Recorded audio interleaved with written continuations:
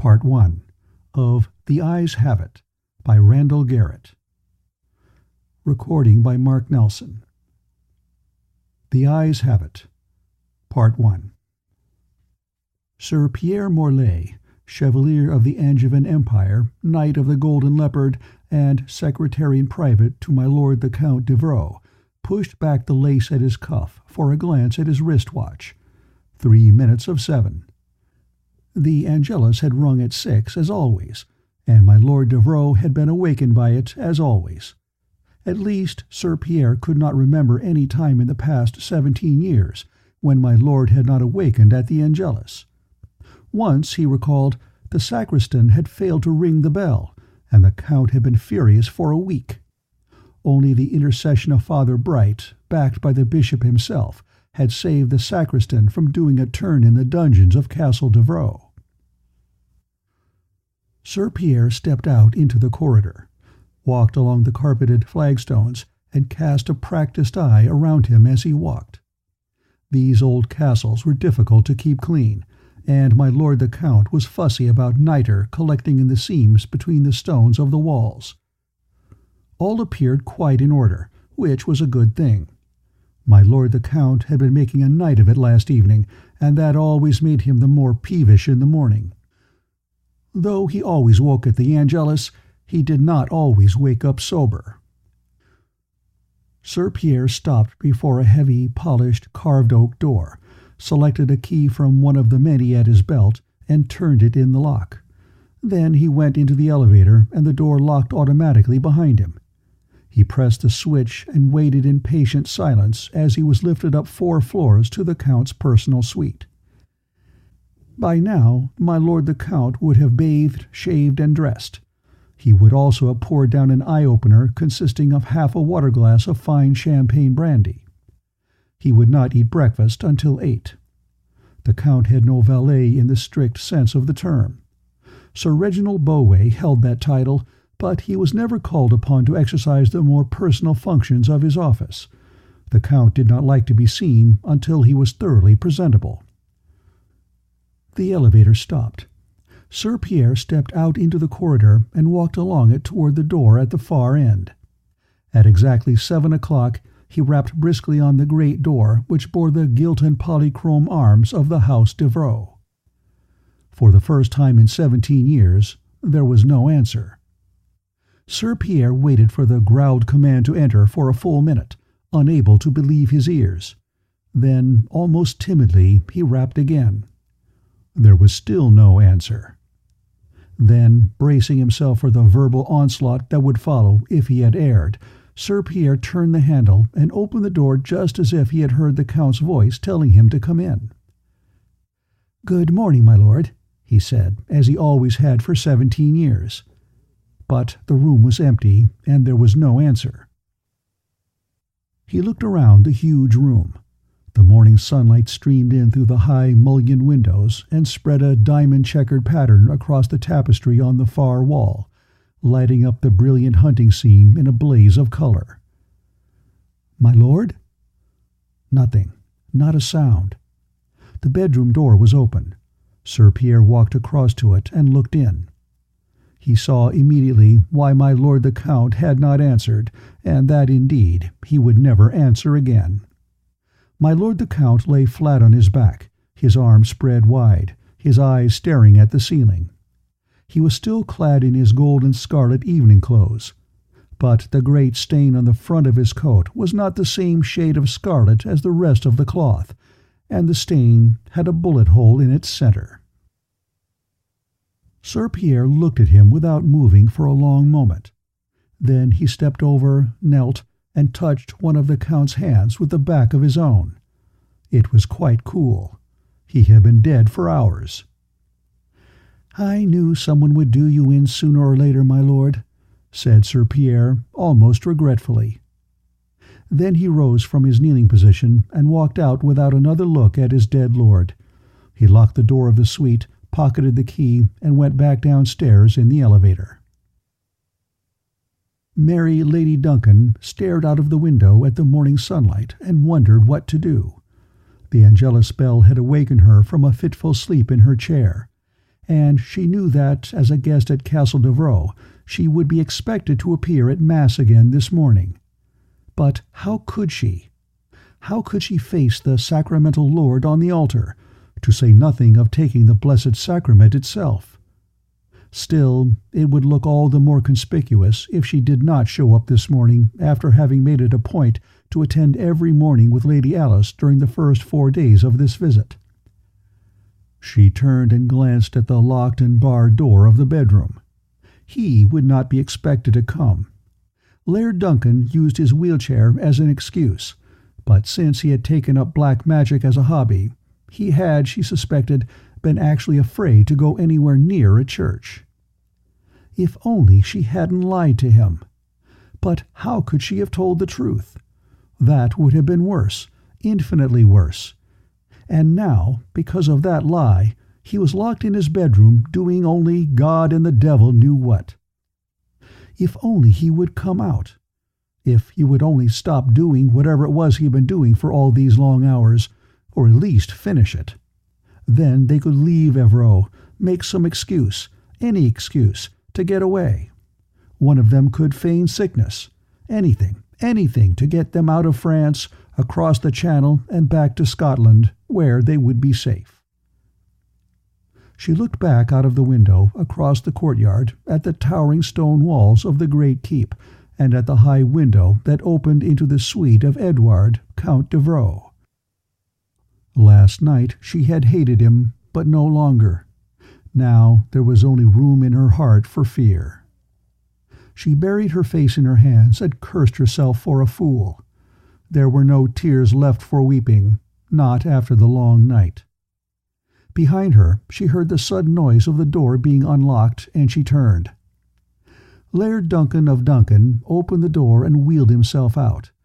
He was followed by a malodorous gust of vapor from the room he had just left. Lady Duncan stared at him. He looked older than he had last night, more haggard and worn, and there was something in his eyes she did not like. For a moment he said nothing. Then he wet his lips with the tip of his tongue.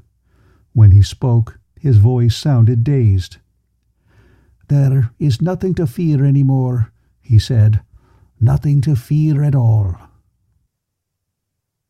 The Reverend Father James Valois Bright, vicar of the chapel of Saint-Esprit, had at his flock the several hundred inhabitants of the Castle Devereux. As such, he was the ranking priest, socially, not hierarchically, in the country. Not counting the bishop and the chapter at the cathedral, of course. But such knowledge did little good for the father's peace of mind. The turnout of the flock was abominably small for its size, especially for weekday masses. The Sunday masses were well attended, of course. Count Devereux was there punctually at 9 every Sunday, and he had a habit of counting the house. But he never showed up on weekdays, and his laxity had allowed a certain further laxity to filter down through the ranks. The great consolation was Lady Alice Devereux. She was a plain, simple girl, nearly 20 years younger than her brother, the Count, and quite his opposite in every way. She was quiet where he was thundering, self-effacing where he was flamboyant, temperate where he was drunken, and chaste where he was— Father Bright brought his thoughts to a full halt for a moment. He had, he reminded himself, no right to make judgments of that sort. He was not, after all, the Count's confessor. The bishop was. Besides, he should have his mind on his prayers just now. He paused and was rather surprised to notice that he had already put on his alb, amice, and girdle, and he was aware that his lips had formed the words of the prayer as he had donned each of them. Habit, he thought, can be destructive to the contemplative faculty. He glanced around the sacristy. His server, the young son of the Count of Saint-Brieuc, sat there to complete his education as a gentleman who would some day be the king's governor of one of the most important counties in Brittany, was pulling his surplice down over his head. The clock said 7:11. Father Bright forced his mind heavenward and repeated silently the vesting prayers that his lips had formed meaninglessly. this time putting his full intentions behind them. Then he added a short mental prayer, asking God to forgive him for allowing his thoughts to stray in such a manner. He opened his eyes and reached for his chasuble just as the sacristy door opened, and Sir Pierre, the Count's privy secretary, stepped in. "I must speak to you, Father," he said in a low voice. And, glancing at the young de Saint-Brieuc, he added, "Alone." Normally, Father Bright would have reprimanded anyone who presumed to break into the sacristy as he was vesting for Mass, but he knew that Sir Pierre would never interrupt without good reason. He nodded and went outside in the corridor that led to the altar. "What is it, Pierre?" he asked. "My lord the Count is dead. Murdered." After the first momentary shock, Father Bright realized that the news was not, after all, totally unexpected. Somewhere in the back of his mind, it seemed he had always known that the Count would die by violence long before debauchery ruined his health. "Tell me about it," he said quietly. Sir Pierre reported exactly what he had done and what he had seen. "Then I locked the door and came straight here," he told the priest. "Who else has the key to the Count's suite?" Father Bright asked. "No one but my lord himself," Sir Pierre answered. "At least as far as I know." "Where is his key?" "Still in the ring at his belt. I noticed that particularly." "Very good. We'll leave it locked. You're certain the body was cold?" "Cold and waxy, Father." "Then he's been dead many hours." "Lady Alice will have to be told," Sir Pierre said. Father Bright nodded. "Yes, the Countess Devereux must be informed of her succession to the county seat." He could tell by the sudden momentary blank look that came over Sir Pierre's face that the privy secretary had not yet realized fully the implications of the Count's death. "I'll tell her, Pierre. She should be in her pew by now. Just step into the church and tell her quietly that I want to speak to her. Don't tell her anything else." "I understand, Father," said Sir Pierre. There were only 25 or 30 people in the pews, most of them women, but Alice, Countess Devereux, was not one of them. Sir Pierre walked quietly and unobtrusively down the side aisle and out into the narthex. She was standing there, just inside the main door, adjusting the black lace mantilla about her head, as though she had just come in from outside. Suddenly, Sir Pierre was very glad he would not have to be the one to break the news. She looked rather sad, as always, her plain face unsmiling. The jutting nose and square chin, which had given her brother the Count a look of aggressive handsomeness, only made her look very solemn and rather sexless, although she had a magnificent figure. "My lady," Sir Pierre said, stepping towards her, "the Reverend Father would like to speak to you before Mass. He's waiting at the sacristy door." She held her rosary clutched tightly to her breast and gasped. Then she said, "Oh, Sir Pierre, I'm sorry. You quite surprised me. I didn't see you." "My apologies, my lady." "It's all right. My thoughts were elsewhere. Will you take me to the good Father?" Father Bright heard their footsteps coming down the corridor before he saw them. He was a little fidgety because Mass was already a minute overdue. It should have started promptly at 7:15. The new Countess Devereux took the news calmly, as he had known she would. After a pause, she crossed herself and said, "May his soul rest in peace. I will leave everything in your hands, Father, Sir Pierre. What are we to do?"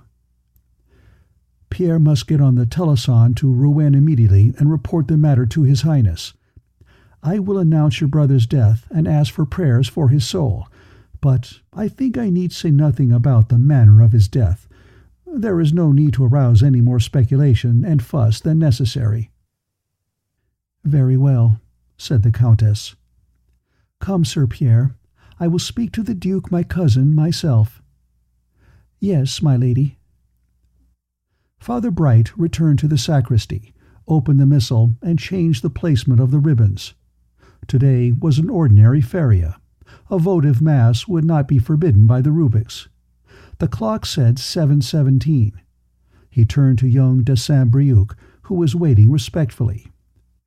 "Quickly, my son, go and get the unbleached beeswax candles and put them on the altar. Be sure you light them before you put out the white ones. Hurry now. I will be ready by the time you come back. Oh yes, and change the altar frontal. Put on the black." "Yes, Father." And the lad was gone. Father Bright folded the green chasuble and returned it to the drawer, then took out the black one.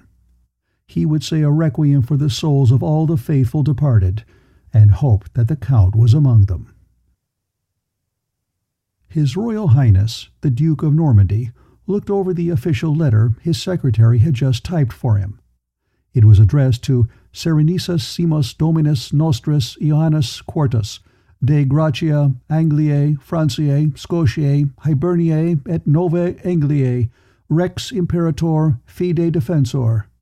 Our most serene Lord John IV, by the grace of God, King and Emperor of England, France, Scotland, Ireland, and New England, defender of the faith. It was a routine matter, simple notification to his brother the king that His Majesty's most faithful servant Edward, Count of Evreux, had departed this life, and asking His Majesty's confirmation of the Count's heir-at-law Alice, Countess of Evreux, as his lawful successor. His Highness finished reading, nodded, and scrawled his signature at the bottom, Richard Dux, Normanier. Then, on a separate piece of paper, he wrote, "Dear John, may I suggest you hold up on this for a while? Edward was a lecher and a slob, and I have no doubt he got everything he deserved, but we have no notion who killed him. For any evidence I have to the contrary, it might have been Alice who pulled the trigger. I will send you full particulars as soon as I have them. With much love, your brother and servant, Richard." He put both papers into a prepared envelope and sealed it. He wished he could have called the king on the telephone, but no one had yet figured out how to get the wires across the channel. He looked absently at the sealed envelope, his handsome blond features thoughtful. The house of Plantagenet had endured for 8 centuries, and the blood of Henry of Anjou ran thin in its veins, but the Norman strain was as strong as ever, having been replenished over the centuries by fresh infusions from Norwegian and Danish princesses. Richard's mother, Queen Helga, wife to his late Majesty Henry X, spoke very few words of Anglo-French, and those with a heavy Norse accent. Nevertheless, there was nothing Scandinavian in the language, manner, or bearing of Richard, Duke of Normandy. Not only was he a member of the oldest and most powerful ruling family of Europe, but he bore a Christian name that was distinguished even in that family. 7 kings of the empire had borne the name, and most of them had been good kings, if not always good men in the nicey-nicey sense of the word. Even old Richard I, who had been pretty wild during the first 40-odd years of his life, had settled down to do a magnificent job of kinging for the next 20 years. The long and painful recovery from the wound he'd received at the siege of Chaluz had made a change in him for the better. There was a chance that Duke Richard might be called upon to uphold the honor of that name as king. By law, Parliament must elect a Plantagenet as king in the event of the death of the present sovereign, and while the election of one of the king's 2 sons, the Prince of Wales and the Duke of Lancaster, was more likely than the election of Richard, he was certainly not eliminated from the succession. Meantime, he would uphold the honor of his name as Duke of Normandy. Murder had been done. Therefore, justice must be done. The Count d'Evreux had been known for his stern but fair justice, almost as well as he had been known for his profligacy. And just as his pleasures had been without temperance, so his justice had been untempered by mercy. Whoever had killed him would find both justice and mercy, in so far as Richard had it within his power to give it. Although he did not formulate it in so many words, even mentally, Richard was of the opinion, that some debauched woman or cuckolded man had fired the fatal shot. Thus he found himself inclining toward mercy before he knew anything substantial about the case at all. Richard dropped the letter he was holding into the special mail pouch that would be placed aboard the evening trans-channel packet, and then turned in his chair to look at the lean, middle-aged man working at a desk across the room. "My Lord Marquis," he said thoughtfully. "Yes, Your Highness," said the Marquis of Rouen, looking up. "How true are the stories one has heard about the late Count?" "True, Your Highness?" the Marquis said thoughtfully. "I would hesitate to make any estimate of percentages. Once a man gets a reputation like that, the number of his reputed sins quickly surpasses the number of actual ones. Doubtless, many of the stories one hears are of whole cloth. Others may have only a slight basis in fact. On the other hand, it is highly likely that there are many of which we have never heard. It is absolutely certain, however, that he has acknowledged 7 illegitimate sons, and I dare say he has ignored a few daughters, and these, mind you, with unmarried women. His adulteries would be rather more difficult to establish, but I think Your Highness can take it for granted that such escapades were far from uncommon." He cleared his throat and then added, "If Your Highness is looking for motive, I fear there is a superabundance of persons with motive."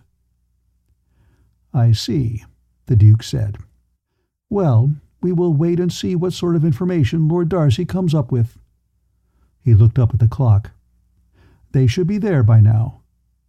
Then, as if brushing further thoughts on the subject from his mind, he went back to work, picking up a new sheaf of state papers from his desk. The Marquis watched him for a moment and smiled a little to himself. The young Duke took his work seriously, but was well balanced about it. A little inclined to be romantic, but aren't we all at 19? There was no doubt of his ability, nor of his nobility. The royal blood of England always came through. End of Part 1.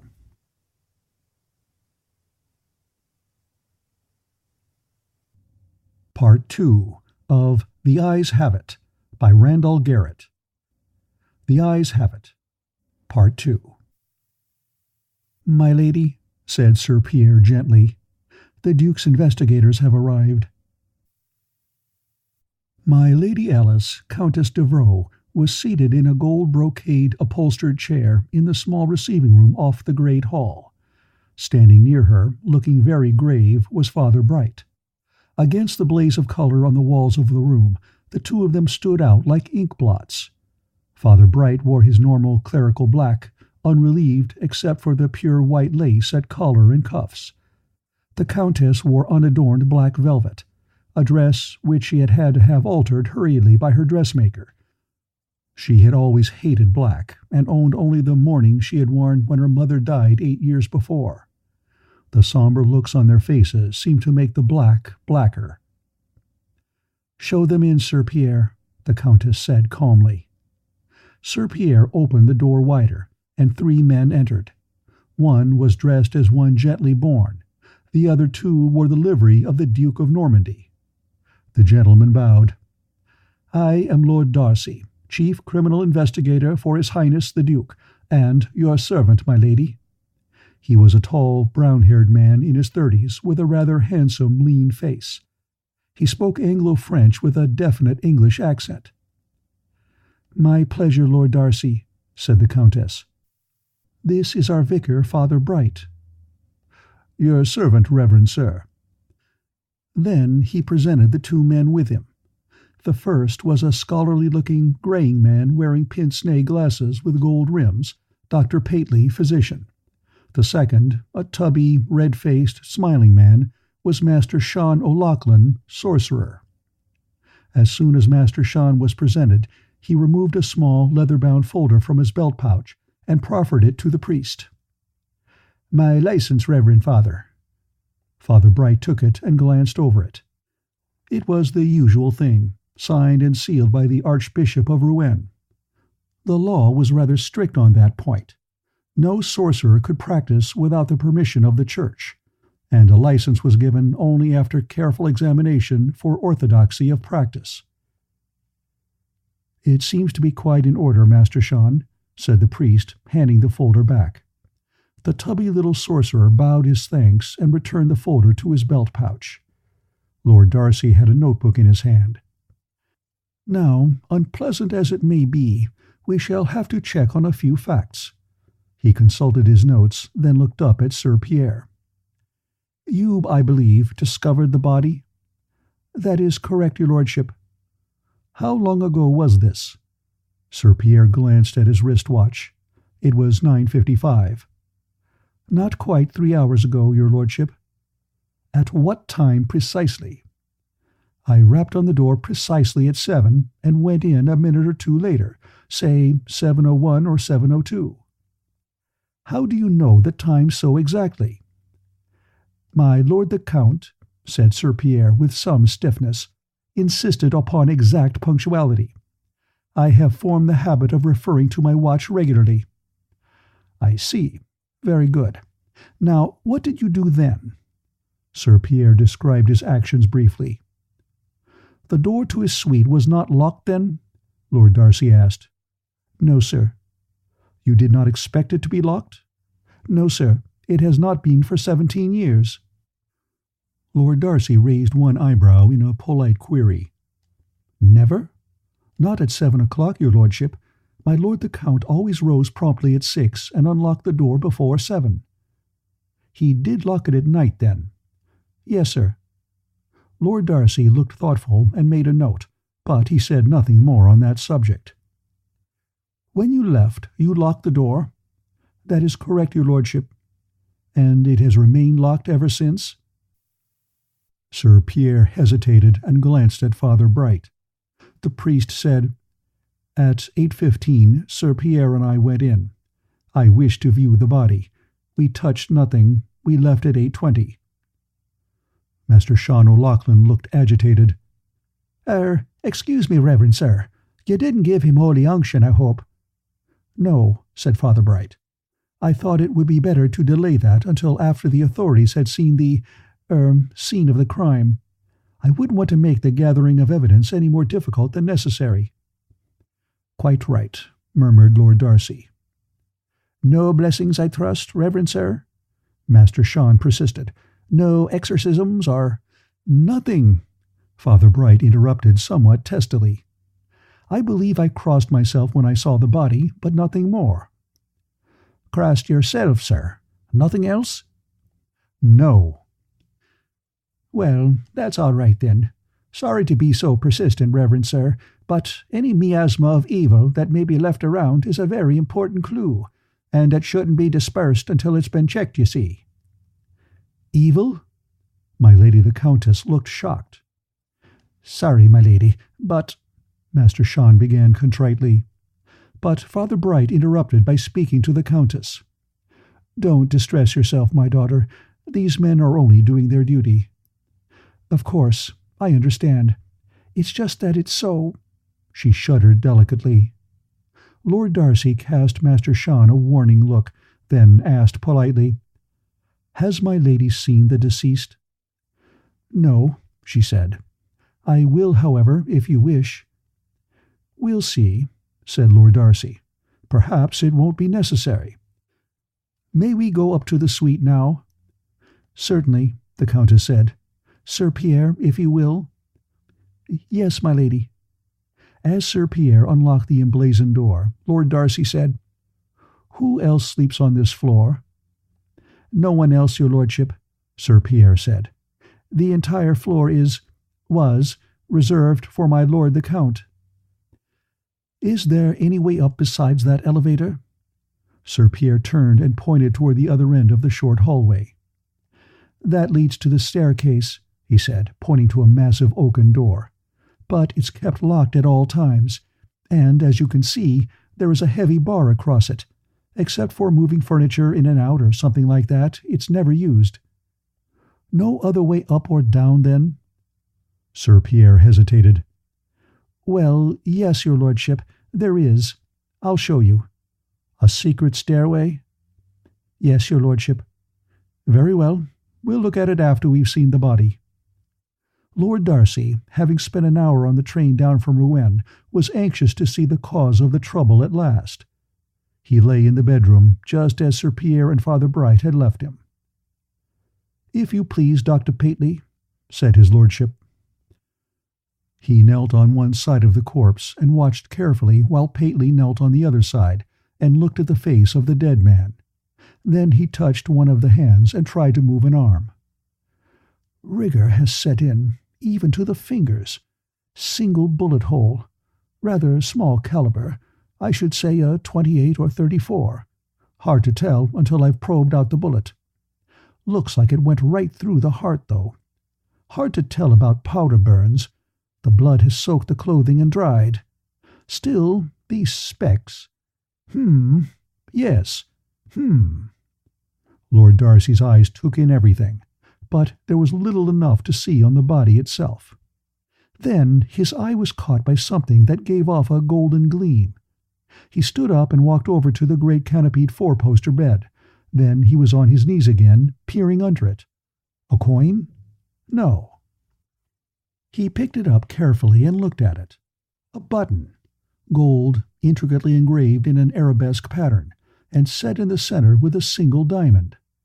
How long had it lain there? Where had it come from? Not from the Count's clothing, for his buttons were smaller, engraved with his arms, and had no gems.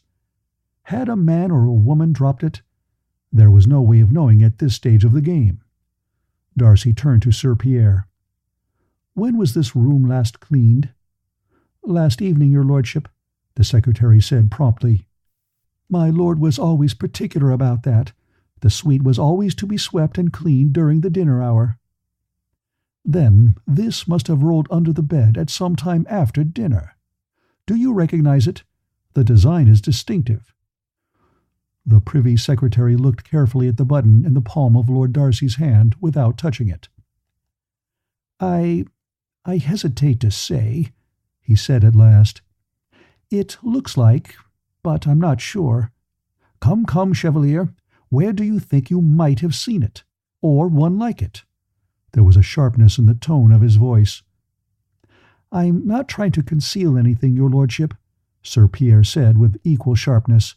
"I said I was not sure. I still am not, but it can be checked easily enough. If your lordship will permit me." He turned and spoke to Dr. Pateley, who was still kneeling by the body. "May I have my lord the Count's keys, doctor?" Pateley glanced up at Lord Darcy, who nodded silently. The physician detached the keys from the belt and handed them to Sir Pierre. The Privy Secretary looked at them for a moment, then selected a small gold key. "This is it," he said, separating it from the others on the ring. "Come with me, your lordship." Darcy followed him across the room to a broad wall covered with a great tapestry that must have dated back to the 16th century. Sir Pierre reached behind it and pulled a cord. The entire tapestry slid aside like a panel, and Lord Darcy saw that it was supported on a track some 10 feet from the floor. Behind it was what looked at first like ordinary oak paneling, but Sir Pierre fitted the small key into an inconspicuous hole and turned, or rather tried to turn. "That's odd," said Sir Pierre. "It's not locked." He took the key out and pressed on the panel, shoving sideways with his hand to move it aside. It slid open to reveal a closet. The closet was filled with women's clothing of all kinds and styles. Lord Darcy whistled soundlessly. "Try that blue robe, your lordship," the Privy Secretary said. "The one with the— Yes, that's the one." Lord Darcy took it off its hanger. The same buttons. They matched, and there was one missing from the front, torn off. "Master Sean," he called without turning. Master Sean came with a rolling walk. He was holding an oddly shaped bronze thing in his hands that Sir Pierre didn't quite recognize. The sorcerer was muttering, "Evil, that there is. Faith, and the vibrations are all over the place. Yes, my lord?" "Check this dress and the button when you get round to it. I want to know when the two parted company." "Yes, my lord." He draped the robe over one arm and dropped the button into a pouch at his belt. "I can tell you one thing, my lord. You talk about an evil miasma. This room has got it." He held up the object in his hand. "There's an underlying background, something that has been here for years, just seeping in. But on top of that, there's a hellish big blast of it superimposed. Fresh it is, and very strong." "I shouldn't be surprised, considering there was murder done here last night, or very early this morning," said Lord Darcy. Yes, my lord, the death is there. But there's something else, something I can't place." "You can tell that just by holding that bronze cross in your hand?" Sir Pierre asked interestedly. Master Sean gave him a friendly scowl. "'Tisn't quite a cross, sir. This is what is known as a crux ansata. The ancient Egyptians called it an ankh. Notice the loop at the top instead of the straight piece your true cross has. Now, your true cross, if it were properly energized, blessed, you see, your true cross would tend to dissipate the evil. The ankh merely vibrates to evil because of the closed loop at the top, which makes a return circuit. And it's not energized by blessing, but by another, spell." "Master Sean, we have a murder to investigate," said Lord Darcy. The sorcerer caught the tone of his voice and nodded quickly. "Yes, my lord," and he walked rollingly away. "Now, where's that secret stairway you mentioned, Sir Pierre?" Lord Darcy asked. "This way, your lordship." He led Lord Darcy to a wall at right angles to the outer wall, and slid back another tapestry. "Good heavens," Darcy muttered. "Does he have something concealed behind every arras in the place?" But he didn't say it loud enough for the Privy Secretary to hear. This time what greeted them was a solid-seeming stone wall, but Sir Pierre pressed in on one small stone, and a section of the wall swung back, exposing a stairway. "Oh, yes," Darcy said. "I see what he did. This is the old spiral stairway that goes round the inside of the keep. There are two doorways at the bottom. One opens into the courtyard, the other is a postern gate through the curtain wall to the outside. But that was closed up in the 16th century, so the only way out is into the courtyard." "Your lordship knows Castle Devereux, then?" Sir Pierre said. The knight himself was nearly 50, while Darcy was only in his 30s, and Sir Pierre had no recollection of Darcy's having been in the castle before. "Only by means in the royal archives, but I have made it a point to—" He stopped. "Dear me," he interrupted himself mildly. "What is that?" That was something that had been hidden by the arras until Sir Pierre had slid it aside, and was still showing only a part of itself. It lay on the floor a foot or so from the secret door. Darcy knelt down and pulled the tapestry back from the object. "Well, well, a .28 caliber two-shot pocket gun. Gold chased, beautifully engraved, mother-of-pearl handle. A regular gem." He picked it up and examined it closely. One shot fired. He stood up and showed it to Sir Pierre. "Ever seen it before?" The Privy Secretary looked at the weapon closely. Then he shook his head. "Not that I recall, your lordship. It certainly isn't one of the Count's guns." "You're certain?" "Quite certain, your lordship. I'll show you the gun collection if you want. My lord the Count didn't like tiny guns like that. He preferred a larger caliber. He would never have owned what he considered a toy." "Well, we'll have to look into it." He called over Master Sean again and gave him the gun into his keeping. "And keep your eyes open for anything else of interest, Master Sean. So far, everything of interest besides the late Count himself has been hiding under beds or behind arrases. Check everything. Sir Pierre and I are going for a look down this stairway." The stairway was gloomy, but enough light came in through the arrow slits spaced at intervals along the outer way to illuminate the interior. It spiraled down between the inner and outer walls of the great keep, making 4 complete circuits before it reached ground level. Lord Darcy looked carefully at the steps, the walls, and even the low, arched overhead as he and Sir Pierre went down. After the first circuit, on the floor beneath the Count's suite, he stopped. "There was a door here. he said, pointing to a rectangular area in the inner wall. "Yes, your lordship, there used to be an opening at every floor, but they were all sealed off. It's quite solid, as you can see." "Where would they lead if they were open?" "The county offices, my own office, the clerk's offices, the constabulary on the first floor. Below are the dungeons. My lord the Count was the only one who lived in the keep itself. The rest of the household live above the great hall." "What about guests?" "They're usually housed in the east wing. We have only 2 house guests at the moment. Laird and Lady Duncan have been with us for 4 days." "I see." They went down perhaps 4 more steps before Lord Darcy asked quietly, "Tell me, Sir Pierre, were you privy to all of Count Devereux's business?" Another 4 steps down before Sir Pierre answered. "I understand what your lordship means," he said. Another 2 steps. "No, I was not. I was aware that my lord the Count engaged in certain, shall we say, liaisons with members of the opposite sex. However—" He paused, and in the gloom Lord Darcy could see his lips tighten. "However," he continued, "I did not procure for my lord, if that is what you're driving at. I am not, and never have been, a pimp." "I didn't intend to suggest that you had, good knight," said Lord Darcy, in a tone that strongly implied that the thought had actually never crossed his mind. "Not at all.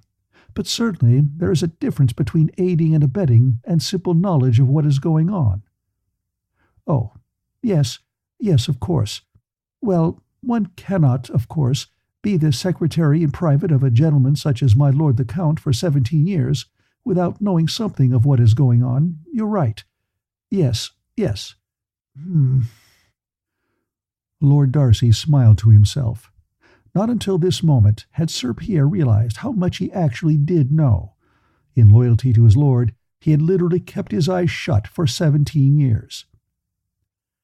"I realize," Lord Darcy said smoothly, "that a gentleman would never implicate a lady nor besmirch the reputation of another gentleman without due cause and careful consideration. However," like the knight, he paused a moment before going on, "although we are aware that he was not discreet, was he particular?" "If you mean by that, did he confine his attentions to those of gentle birth, your lordship, then I can say, no, he did not. If you mean did he confine his attentions to the gentler sex, then I can only say that, as far as I know, he did." "I see. That explains the closet full of clothes." "Beg pardon, your lordship?"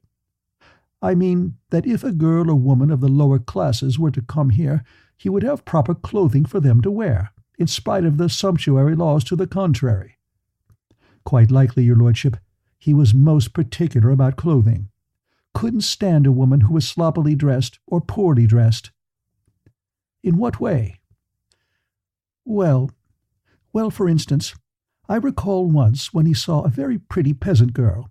She was dressed in the common style, of course, but she was dressed neatly and prettily. My lord took a fancy to her. He said, 'Now there's a lass who knows how to wear clothes. Put her in decent apparel, and she'd pass for a princess.' But a girl who had a pretty face and a fine figure made no impression on him unless she wore her clothing well, if you see what I mean, your lordship." "Did you ever know him to fancy a girl who dressed in an offhand manner?" Lord Darcy asked. "Only among the gently born, your lordship. He'd say, 'Look at Lady So-and-so. Nice wench, if she'd let me teach her how to dress.' You might say, your lordship, that a woman could be dressed commonly or sloppily, but not both." "Judging by the stuff in that closet," Lord Darcy said, "I should say that the late Count had excellent taste in feminine dress." Sir Pierre considered. Well, now, I wouldn't exactly say so, your lordship. He knew how clothes should be worn, yes, but he couldn't pick out a woman's gown of his own accord. He could choose his own clothing with impeccable taste, but he'd not any real notion of how a woman's clothing should go, if you see what I mean. All he knew was how good clothing should be worn, but he knew nothing about design for women's clothing. "Then how did he get that closet full of clothes?" Lord Darcy asked, puzzled. Sir Pierre chuckled. "Very simply, your lordship. He knew that the Lady Alice had good taste, so he secretly instructed that each piece that Lady Alice ordered should be made in duplicate, with small variations, of course.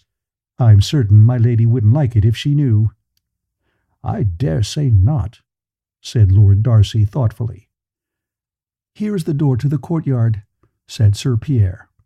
"I doubt that it has been opened in broad daylight for many years." He selected a key from the ring of the late Count and inserted it in the keyhole. The door swung back, revealing a large crucifix attached to its outer surface. Lord Darcy crossed himself. "Lord in heaven," he said softly, "what is this?" He looked out into a small shrine. It was walled off from the courtyard and had a single small entrance some 10 feet from the doorway. There were 4 prie-dieux, small kneeling benches, ranged in front of the doorway. "If I may explain, your lordship," Sir Pierre began. "No need to," Lord Darcy said in a hard voice. "It's rather obvious. My lord the Count was quite ingenious. This is a relatively newly built shrine. 4 walls and a crucifix against the castle wall. Anyone could come in here, day or night, for prayer. No one who came in would be suspected." He stepped out into the small enclosure and swung around to look at the door. "And when that door is closed, there is no sign that there is a door behind the crucifix. If a woman came in here, it would be assumed that she came for prayer. But if she knew of that door—" His voice trailed off. "Yes, your lordship," said Sir Pierre. "I did not approve, but I was in no position to disapprove." "I understand." Lord Darcy stepped out to the doorway of the little shrine and took a quick glance about. "Then anyone within the castle walls could come in here," he said. "Yes, your lordship." "Very well, let's go back up." End of Part 2.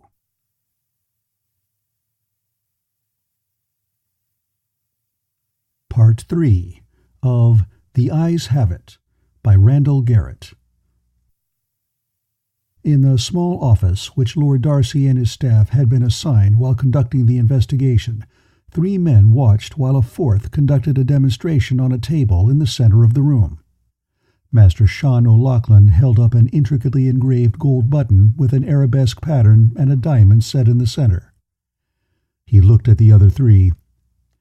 "Now, my lord, your reverence, and colleague doctor, I call your attention to this button." Dr. Paley smiled, and Father Bright looked stern. Lord Darcy merely stuffed tobacco, imported from the southern New England counties on the Gulf, into a German-made porcelain pipe. He allowed Master Sean a certain amount of flamboyance. Good sorcerers were hard to come by. "Will you hold the robe, Dr. Paley? Thank you. Now stand back. That's it. Thank you. Now, I place the button on the table, a good 10 feet from the robe."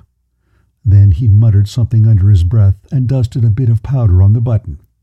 He made a few passes over it with his hands, paused, and looked up at Father Bright.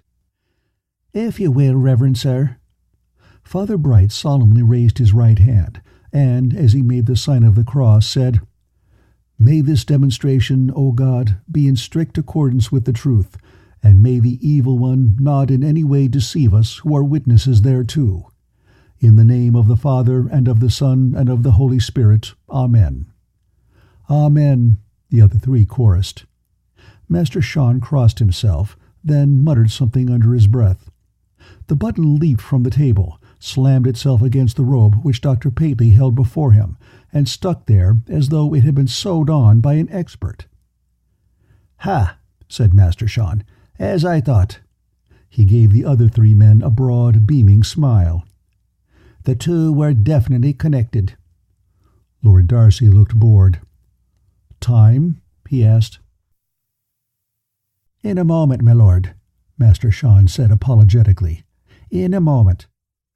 While the other 3 watched, the sorcerer went through more spells with the button and the robe, although none were quite so spectacular as the first demonstration. Finally, Master Sean said, "About 11:30 last night they were torn apart, my lord. but I shouldn't like to make it any more definite than to say between 11 and midnight. The speed with which it returned to its place shows that it was ripped off very rapidly, however." "Very good," said Lord Darcy. "Now the bullet, if you please." "Yes, my lord. This will have to be a bit different." He took more paraphernalia out of his large, symbol-decorated carpet-bag.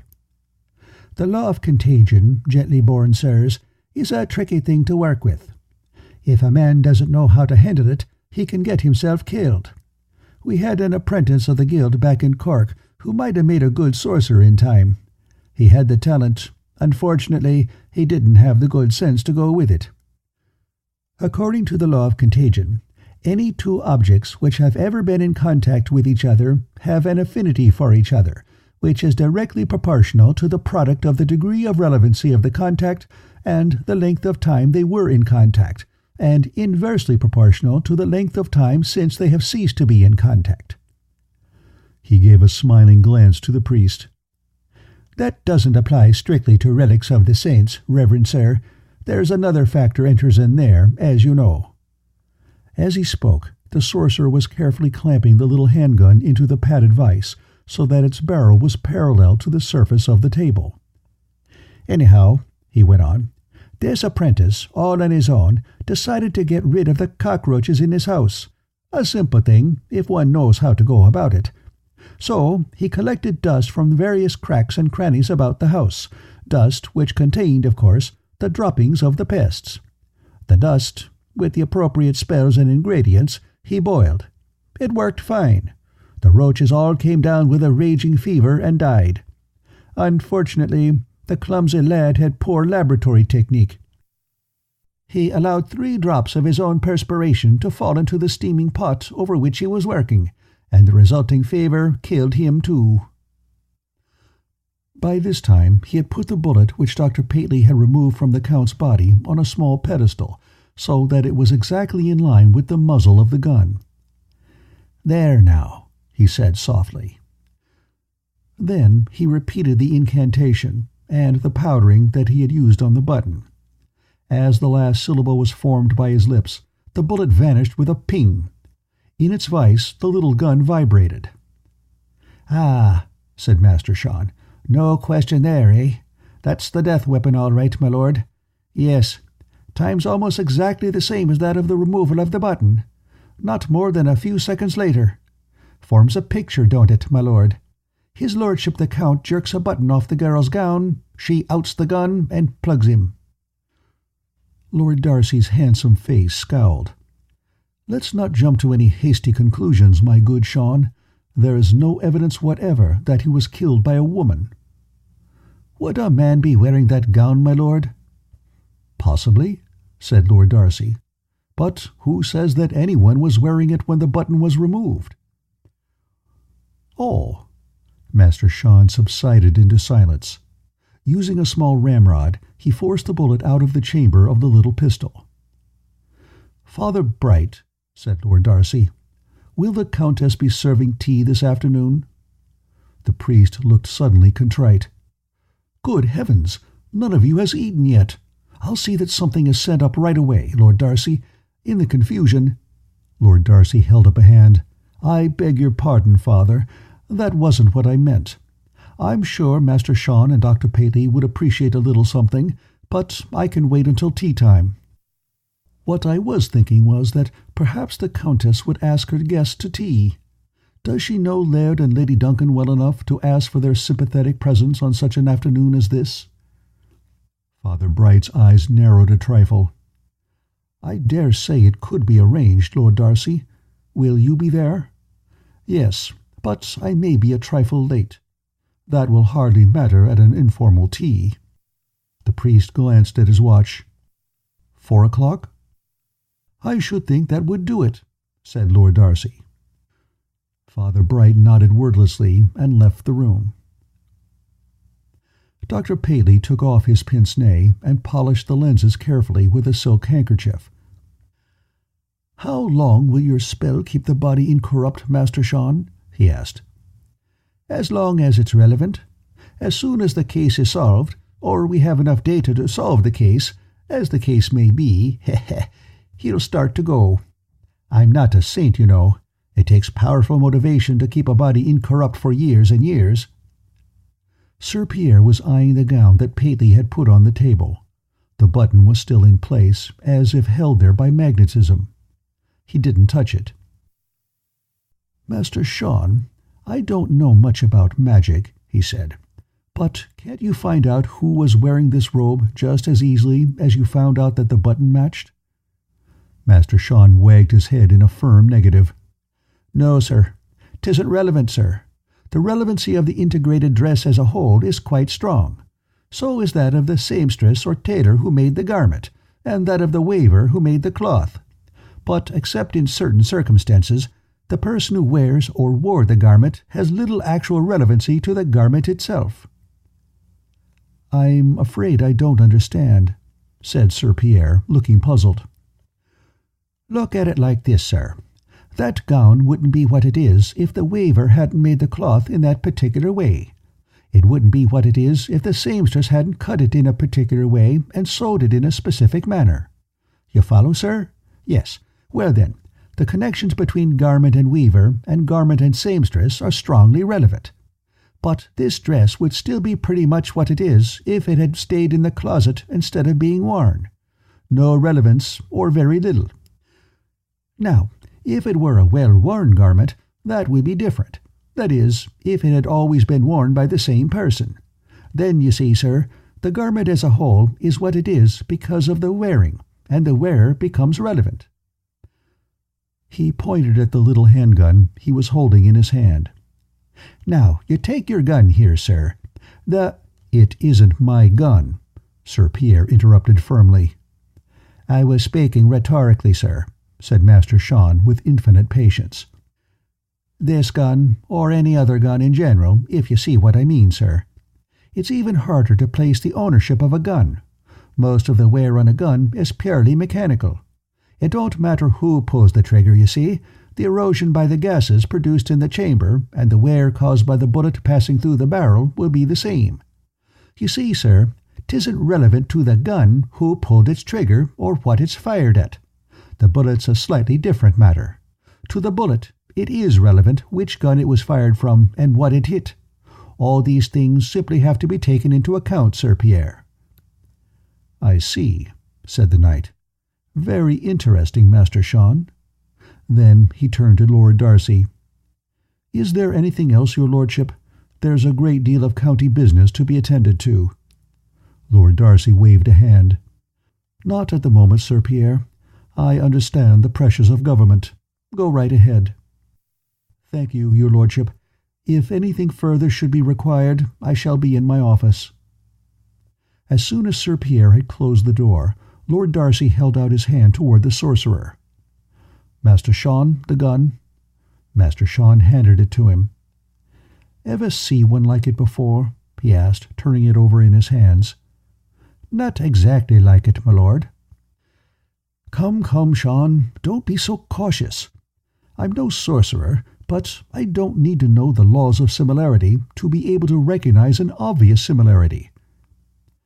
"Edinburgh," said Master Sean flatly. "Exactly. Scottish work. The typical Scot gold work. Remarkable beauty. And look at that lock. It has Scots written all over it, and more. Edinburgh, you said." Dr. Pateley, having replaced his carefully polished glasses, leaned over and peered at the weapon in Lord Darcy's hand. "Couldn't it be Italian, my lord? Or Moorish? In Moorish Spain they do work like that." "No Moorish gunsmith would put a hunting scene on the butt," Lord Darcy said flatly. "And the Italians wouldn't have put heather and thistles in the field surrounding the huntsman." "But the FDM engraved on the barrel," said Dr. Pateley, "indicates the—" "Ferrari of Milan," said Lord Darcy. "Exactly. But the barrel is of much newer work than the rest. So are the chambers. This is a fairly old gun, 50 years old, I'd say. The lock and the butt are still in excellent condition, indicating that it has been well cared for. But frequent usage, or a single accident, could ruin the barrel and require the owner to get a replacement. It was replaced by Ferrari." "I see," said Dr. Paley, somewhat humbled. "If we open the lock— Master Sean, hand me your small screwdriver. Thank you. If we open the lock, we will find the name of one of the finest gunsmiths of half a century ago, a man whose name has not yet been forgotten. Hamish Graw of Edinburgh. Ah, there, you see?" They did. Having satisfied himself on that point, Lord Darcy closed the lock again. "Now, men, we have the gun located. We also know that a guest in this very castle is Laird Duncan of Duncan, the Duncan of Duncan himself. A Scots laird who was, 15 years ago, His Majesty's Minister Plenipotentiary to the Free Grand Duchy of Milan. That suggests to me that it would be indeed odd if there were not some connection between Laird Duncan and this gun. Eh?" "Come, come, Master Sean," said Lord Darcy, rather impatiently. "We haven't all the time in the world." "Patience, my lord, patience," said the little sorcerer calmly. "Can't hurry these things, you know." He was kneeling in front of a large, heavy travelling chest in the bedroom of the guest apartment occupied temporarily by Laird and Lady Duncan, working on the lock. "One position of a lock is just as relevant as the other, so you can't work with the bolt. But the pin tumblers on the cylinder now, that's a different matter. A lock's built so that the brakes and the tumblers are not related to the surface of the cylinder when the key is out, but there is a relation when the key's in. So, by taking advantage of that relevancy— Ah!" The lock clicked open. Lord Darcy raised the lid gently. "Carefully, my lord," Master Sean said in a warning voice. "He's got a spell on the thing. Let me do it." He made Lord Darcy stand back and then lifted the lid of the heavy trunk himself.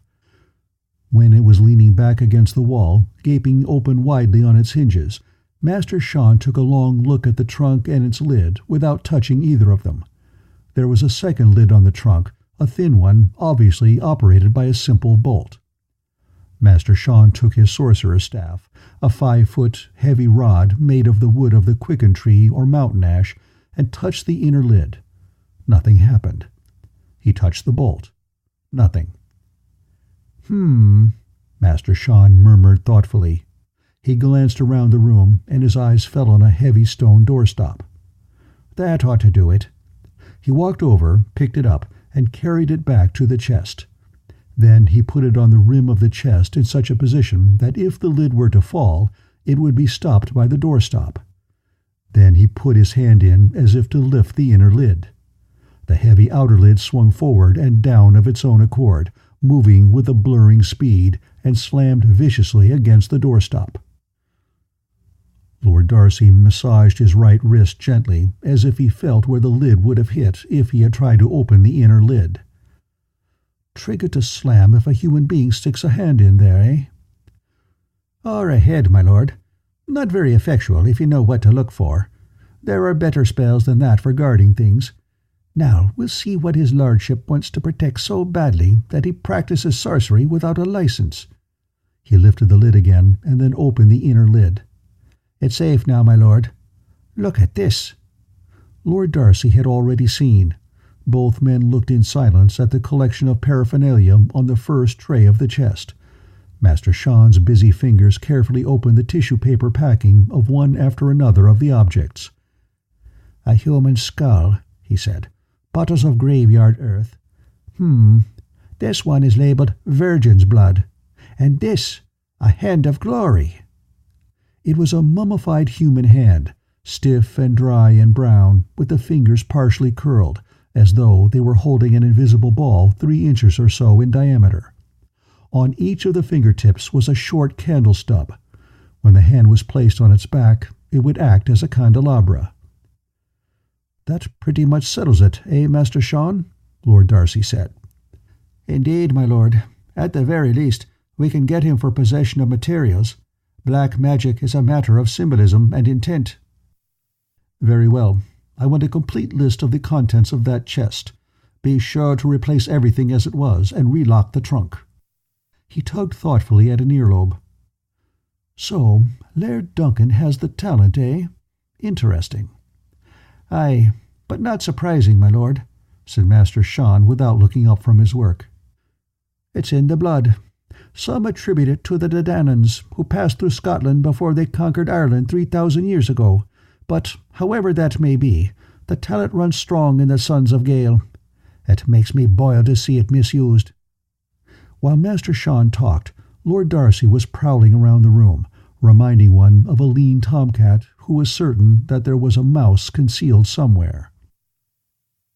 "It'll make Laird Duncan boil if he isn't stopped," Lord Darcy murmured absently. "Aye, my lord," said Master Sean.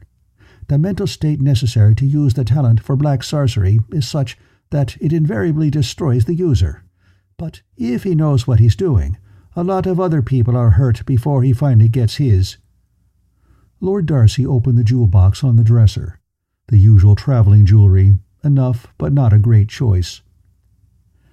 "A man's mind turns in on itself when he's taken up with hatred and thoughts of revenge," Master Sean droned on. "Or if he's the type who enjoys watching others suffer, or the type who doesn't care but is willing to do anything for gain, then his mind is already warped and the misuse of the talent just makes it worse." Lord Darcy found what he was looking for in a drawer, just underneath some neatly folded lingerie. A small holster, beautifully made of Florentine leather, gilded and tooled. He didn't need Master Sean's sorcery to tell him that the little pistol fitted like a hand in a glove. Father Bright felt as though he had been walking a tightrope for hours. Laird and Lady Duncan had been talking in low, controlled voices that betrayed an inner nervousness, but Father Bright realized that he and the Countess had been doing the same thing. The Duncan of Duncan had offered his condolences on the death of the late Count with the proper air of suppressed sorrow, as had Mary, Lady Duncan. The Countess had accepted them solemnly and with gratitude. But Father Bright was well aware that no one in the room, possibly he thought no one in the world, regretted the Count's passing. Laird Duncan sat in his wheelchair, his sharp Scots features set in a sad smile that showed an intent to be affable even though great sorrow weighed heavily upon him. Father Bright noticed it and realized that his own face had the same sort of expression. No one was fooling anyone else, of that the priest was certain, but for anyone to admit it would be the most boorish breach of etiquette. But there was a haggardness, a look of increased age about the laird's countenance that Father Bright did not like. His priestly intuition told him clearly that there was a turmoil of emotion in the Scotsman's mind that was, well, evil was the only word for it. Lady Duncan was, for the most part, silent. In the past 15 minutes, since she and her husband had come to the informal tea, she had spoken scarcely a dozen words. Her face was mask-like, but there was the same look of haggardness about her eyes as there was in her husband's face. But the priest's emphatic sense told him that the emotion here was fear, simple and direct. His keen eyes had noticed that she wore a shade too much makeup. She had almost succeeded in covering up the faint bruise on her right cheek, but not completely. My lady the Countess Devereux was all sadness and unhappiness, but there was neither fear nor evil there. She smiled politely and talked quietly. Father Bright would have been willing to bet that not one of the four of them would remember a word that had been spoken. Father Bright had placed his chair so that he could keep an eye on the open doorway and the long hall that led in from the great keep. He hoped Lord Darcy would hurry. Neither of the guests had been told that the Duke's investigator was here, and Father Bright was just a little apprehensive about the meeting. The Duncans had not even been told that the Count's death had been murder, but he was certain that they knew. Father Bright saw Lord Darcy coming through the door at the far end of the hall. He murmured a polite excuse and rose. The other three accepted his excuses with the same politeness and went on with their talk. Father Bright met Lord Darcy in the hall. "Did you find what you were looking for, Lord Darcy?" the priest asked in a low tone. "Yes," Lord Darcy said. "I'm afraid we shall have to arrest Laird Duncan." "Murder?" "Perhaps. I'm not yet certain of that. But the charge will be black magic. He has all the paraphernalia in a chest in his room. Master Sean reports that a ritual was enacted in the bedroom last night. Of course, that's out of my jurisdiction. You, as a representative of the church, will have to be the arresting officer." He paused. "You don't seem surprised, Reverence." "I'm not," Father Bright admitted. "I felt it. You and Master Sean will have to make out a sworn deposition before I can act." "I understand. Can you do me a favor?" "If I can." "Get my lady the Countess out of the room on some pretext or other. Leave me alone with her guests. I do not wish to upset my lady any more than absolutely necessary." "I think I can do that. Shall we go in together?" "Why not? But don't mention why I'm here. Let them assume I am just another guest." "Very well." All three occupants of the room glanced up as Father Bright came in with Lord Darcy. The introductions were made. Lord Darcy humbly begged the pardon of his hostess for his lateness. Father Bright noticed the same sad smile on Lord Darcy's handsome face as the others were wearing. Lord Darcy helped himself from the buffet table and allowed the Countess to pour him a large cup of hot tea. He mentioned nothing about the recent death. Instead, he turned the conversation toward the wild beauty of Scotland and the excellence of the grouse shooting there. Father Bright had not sat down again. Instead, he left the room once more. When he returned, he went directly to the Countess and said, in a low but clearly audible voice, "My lady, Sir Pierre Morlaix has informed me that there are a few matters that require your attention immediately. It will require only a few moments." My lady the Countess did not hesitate, but made her excuses immediately. "Do finish your tea," she said. "I don't think I shall be long." Lord Darcy knew the priest would not lie, and he wondered what sort of arrangement had been made with Sir Pierre. Not that it mattered, except that Lord Darcy had hoped it would be sufficiently involved for it to keep the Countess busy for at least 10 minutes. The conversation, interrupted but momentarily, returned to grouse. "I haven't done any shooting since my accident," said Lord Duncan, "but I used to enjoy it immensely. I still have friends up every year for the season." "What sort of weapon do you prefer for grouse?" Lord Darcy asked. "A 1-inch bore with a modified choke," said the Scot. "I have a pair that I favour. Excellent weapons." "Of Scottish make?" No, English. Your London gunsmiths can't be beat for shotguns." "Oh, I thought perhaps your lordship had had all your guns made in Scotland." As he spoke, he took out the little pistol out of his coat pocket and put it carefully on the table. There was a sudden silence. Then Laird Duncan said in an angry voice, "What is this? Where did you get that?" Lord Duncan glanced at Lady Duncan, who had turned suddenly pale. "Perhaps," he said coolly, "Lady Duncan can tell us." She shook her head and gasped. For a moment she had trouble in forming words or finding her voice. Finally, No, I know nothing. But Laird Duncan looked at her oddly.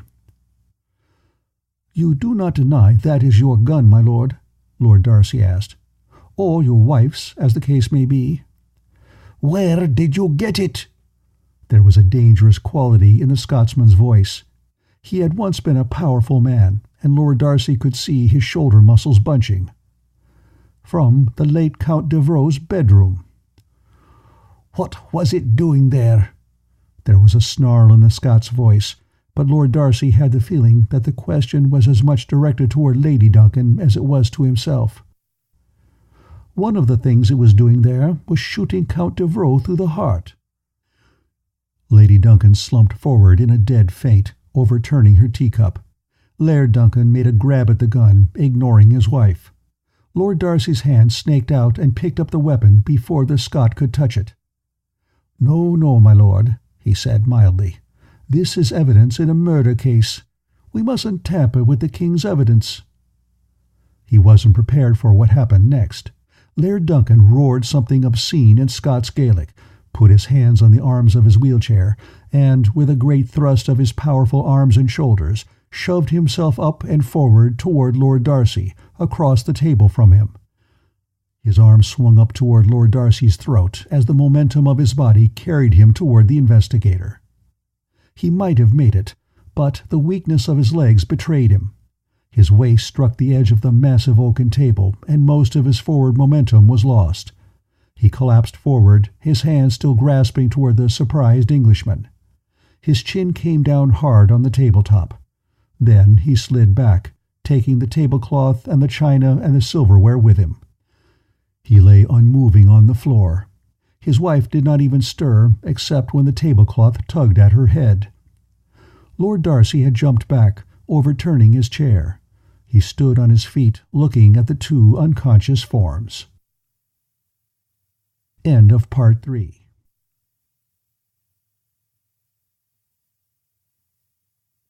Part 4 of The Eyes Have It by Randall Garrett. "I don't think there's any permanent damage done to either," said Dr. Paley an hour later. "Lady Duncan was suffering from shock, of course, but Father Bright brought her round in a hurry. She's a devout woman, I think, even if a sinful one." "What about Laird Duncan?" Lord Darcy asked. "Well, that's a different matter. I'm afraid that his back injury was aggravated, and that crack on the chin didn't do him any good. I don't know whether Father Bright can help him or not.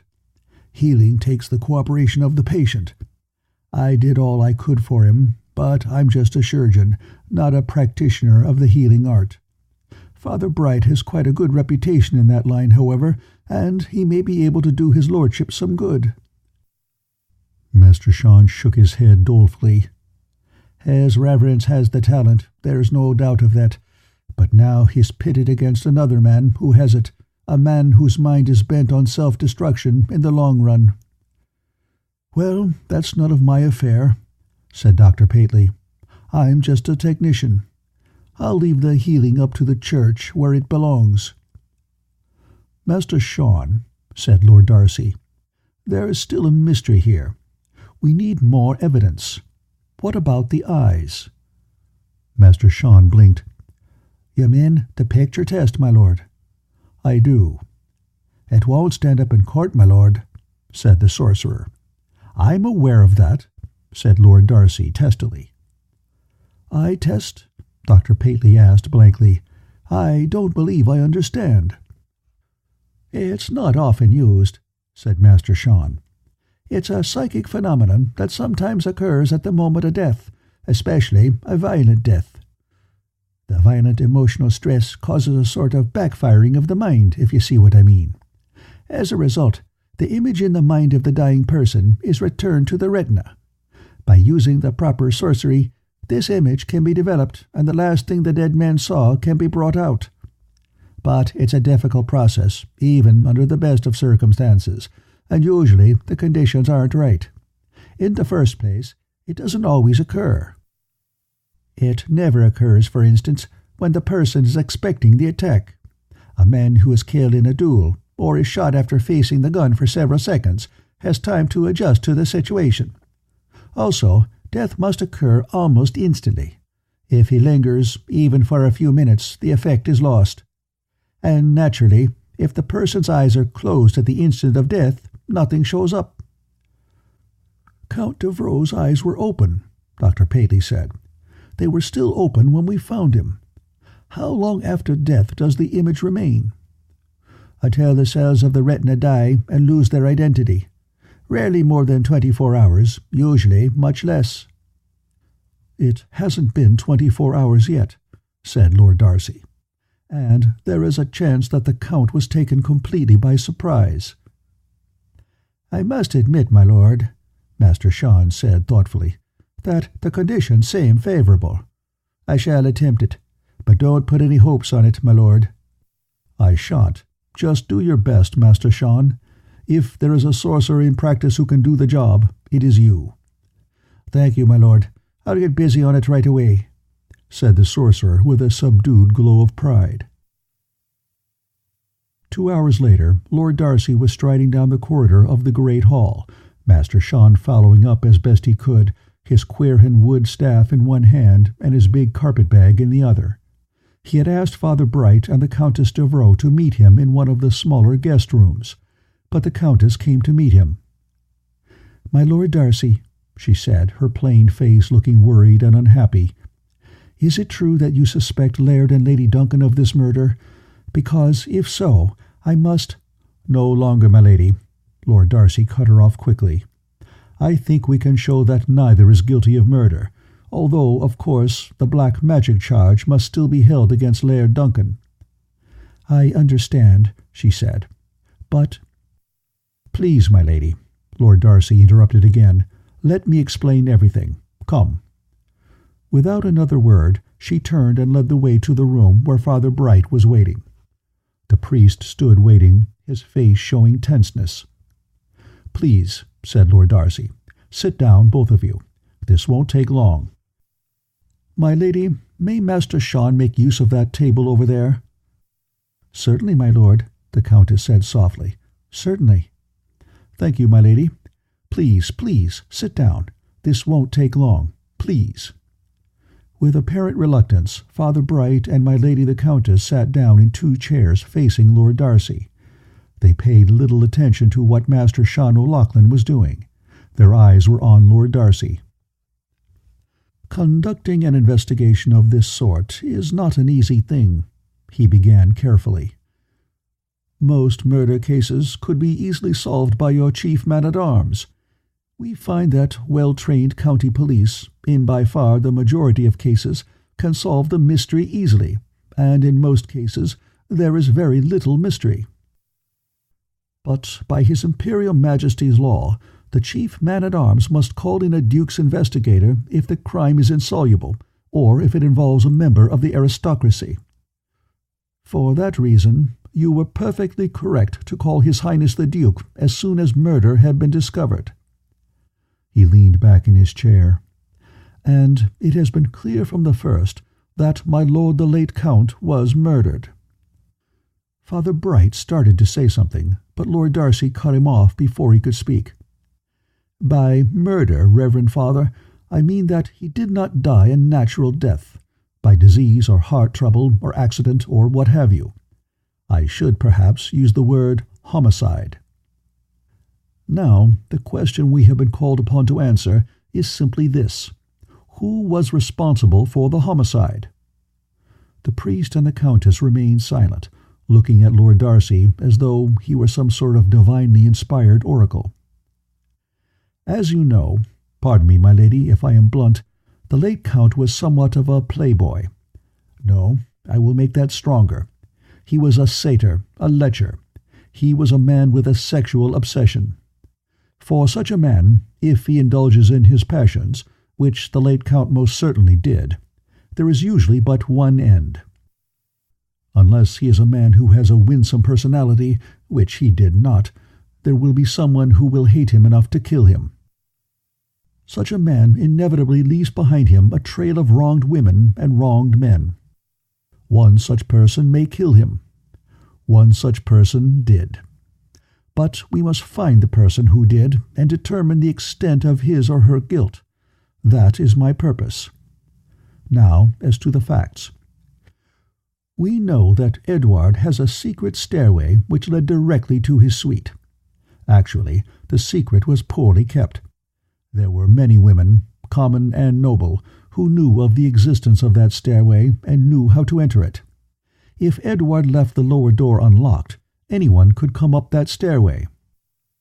He has another lock in the door of his bedroom, so only someone who was invited could come in, even if she, or he, could get into the stairway. He was protected. Now, here is what actually happened that night. I have evidence, by the way, and I have the confessions of both Laird and Lady Duncan. I will explain how I got those confessions in a moment. Primus. Lady Duncan had an assignation with Count Devereux last night. She went up the stairway to his room. She was carrying with her a small pistol. She had had an affair with Edward, and she had been rebuffed. She was furious, but she went to his room. He was drunk when she arrived, in one of the nasty moods with which both of you are familiar. She pleaded with him to accept her again as his mistress. He refused. According to Lady Duncan, he said, "I don't want you. You're not fit to be in the same room with her." The emphasis is Lady Duncan's, not my own. Furious, she drew a gun, the little pistol which killed him. The Countess gasped. "But Mary couldn't have—" "Please." Lord Darcy slammed the palm of his hand on the arm of his chair with an explosive sound. "My lady, you will listen to what I have to say." He was taking a devil of a chance, he knew. The Countess was his hostess and had every right to exercise her prerogatives. But Lord Darcy was counting on the fact that she had been under Count Devereux's influence so long that it would take her a little time to realize that she no longer had to knuckle under to the will of a man who shouted at her. He was right. She became silent. Father Bright turned to her quickly and said, "Please, my daughter, wait." "Your pardon, my lady," Lord Darcy continued smoothly. "I was about to explain to you why I know Lady Duncan could not have killed your brother.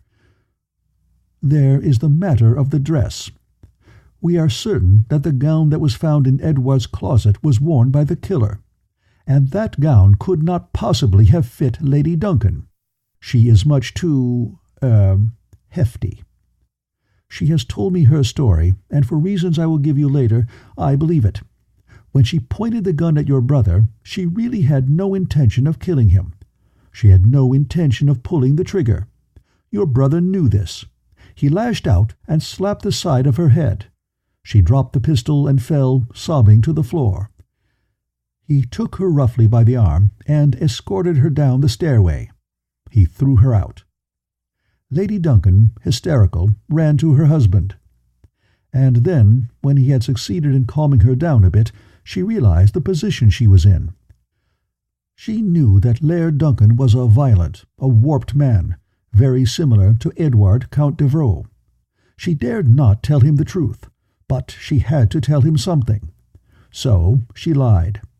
She told him that Edward had asked her up in order to tell her something of importance, that something of importance concerned Laird Duncan's safety, that the Count told her that he knew of Laird Duncan's dabbling in black magic, that he threatened to inform church authorities on Laird Duncan unless she submitted to his desires, that she had struggled with him and ran away. Lord Darcy spread his hands. This was, of course, a tissue of lies, but Laird Duncan believed everything. So great was his ego that he could not believe in her infidelity, although he has been paralyzed for 5 years. "How can you be certain that Lady Duncan told the truth?" Father Bright asked warily. "Aside from the matter of the gown, which Count Devereux kept only for women of the common class, not the aristocracy, we have the testimony of the actions of Laird Duncan himself. We come then to secundus. Laird Duncan could not have committed the murder physically. How could a man who was confined to a wheelchair go up that flight of stairs? I submit to you that it would have been physically impossible. The possibility that he has been pretending all these years, and that he is actually capable of walking, was disproved 3 hours ago, when he actually injured himself by trying to throttle me. His legs are incapable of carrying him even 1 step, much less carrying him to the top of that stairway." Lord Darcy folded his hands complacently. "There remains," said Father Bright, "the possibility that Laird Duncan killed Count Devereux by magical means." Lord Darcy nodded. "That is indeed possible, Reverend Sir, as we both know, but not in this instance. Master Sean assures me, and I am certain that you will concur, that a man killed by sorcery, by black magic, dies of internal malfunction, not of a bullet through the heart. In effect, the black sorcerer induces his enemy to kill himself by psychosomatic means. He dies by what is technically known as psychic induction. Master Sean informs me that the commonest and crudest method of doing this is by the so-called simulacrum induction method. That is, by the making of an image, usually but not necessarily of wax, and using the law of similarity, inducing death. The law of contagion is also used, since the fingernails, hair, spittle, and so on of the victim are usually incorporated into the image. Am I correct, Father?" The priest nodded. "Yes, and, contrary to the heresies of certain materialists, it is not at all necessary that the victim be informed of the operation, although, admittedly, it can, in certain circumstances, aid the process." "Exactly," said Lord Darcy. "But it is well known that material objects can be moved by a competent sorcerer, black or white. Would you explain to my lady the Countess why her brother could not have been killed in that manner?" Father Bright touched his lips with the tip of his tongue and then turned to the girl sitting next to him. "There is a lack of relevancy. In this case, the bullet must have been relevant either to the heart or to the gun. To have traveled with a velocity great enough to penetrate, the relevancy to the heart must have been much greater than the relevancy to the gun. Yet the test, witnessed by myself, that was performed by Master Sean, indicates that this was not so. The bullet returned to the gun, not to your brother's heart. The evidence, my dear, is conclusive that the bullet was propelled by purely physical means, and was propelled from the gun." "Then what was it Laird Duncan did?" the Countess asked. "Tertius," said Lord Darcy. "Believing what his wife had told him, Laird Duncan flew into a rage. He determined to kill your brother. He used an induction spell, but the spell backfired and almost killed him." "There are analogies on a material plane. If one adds mineral spirits and air to a fire, the fire will be increased. But if one adds ash, the fire will be put out. In a similar manner, if one attacks a living being psychically, it will die. But if one attacks a dead thing in such a manner, the psychic energy will be absorbed, to the detriment of the person who has used it. In theory, we could charge Laird Duncan with attempted murder, for there is no doubt that he did attempt to kill your brother, my lady. But your brother was already dead at the time." The resultant dissipation of psychic energy rendered Laird Duncan unconscious for several hours, during which Lady Duncan waited in suspenseful fear. Finally, when Laird Duncan regained consciousness, he realized what had happened. He knew that your brother was already dead when he attempted the spell. He thought, therefore, that Lady Duncan had killed the Count. On the other hand, Lady Duncan was perfectly well aware that she had left Edward alive and well.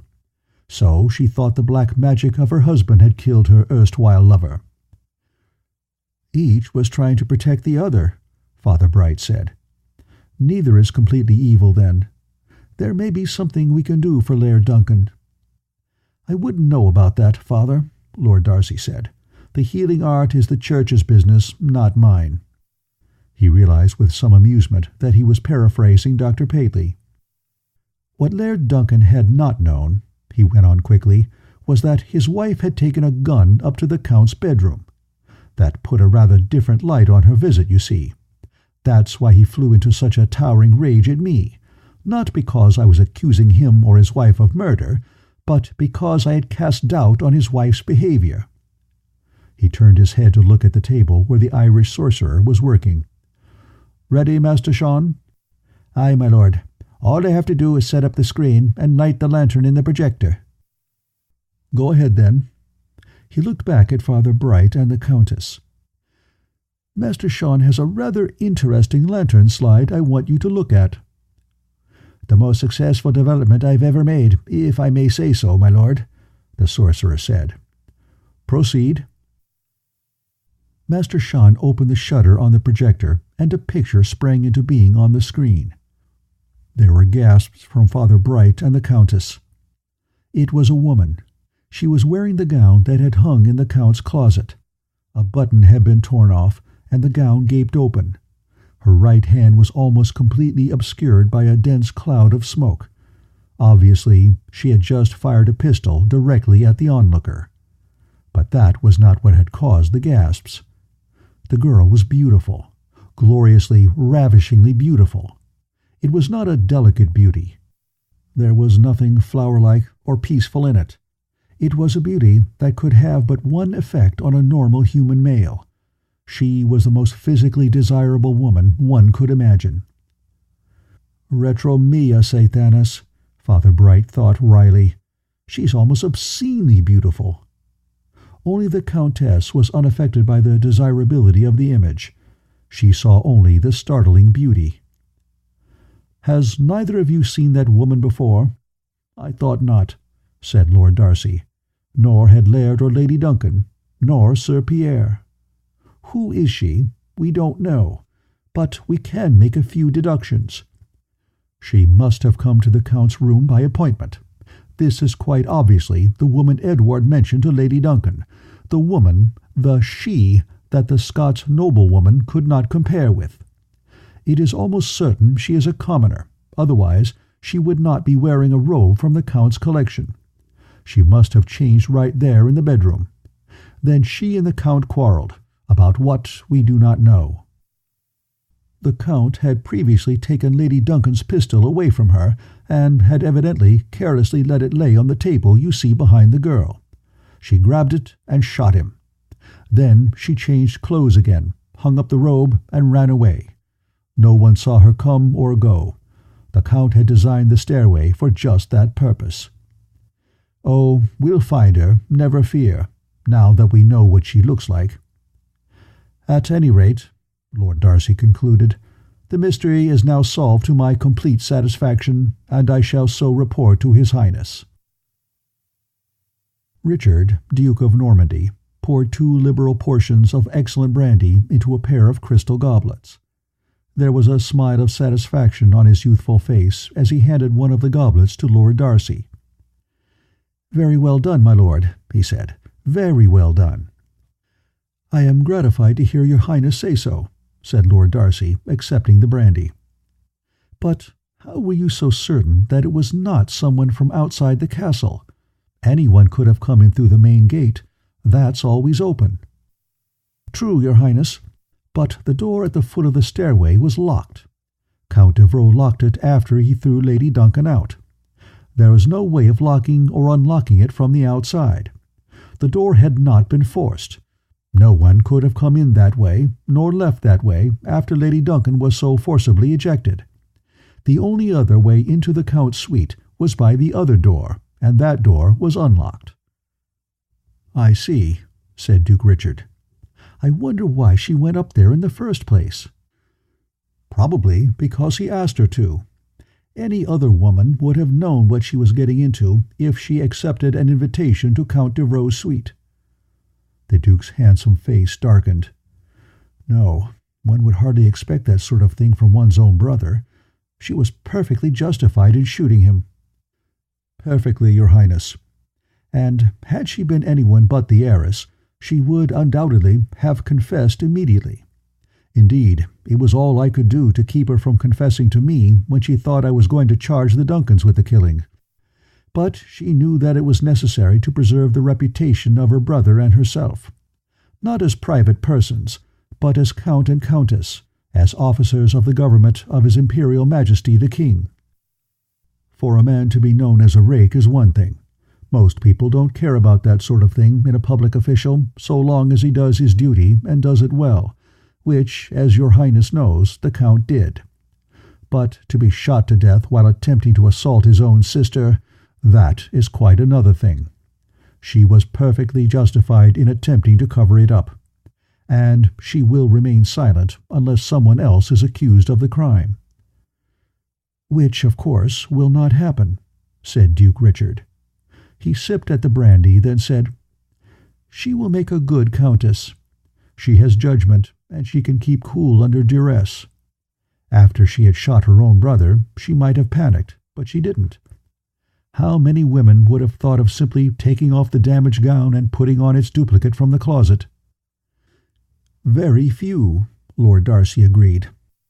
"That's why I never mentioned that I knew the Count's wardrobe contained dresses identical to her own. By the way, your Highness, if any good healer, like Father Bright, had known of those duplicate dresses, he would have realized that the Count had a sexual obsession about his sister. He would have known that all the other women the Count went after were sister substitutes." "Yes, of course, and none of them measure up." He put his goblet on the table. I shall inform the king my brother that I recommend the new countess wholeheartedly. No word of this must be put down in writing, of course. You know, and I know, and the king must know. No one else must know."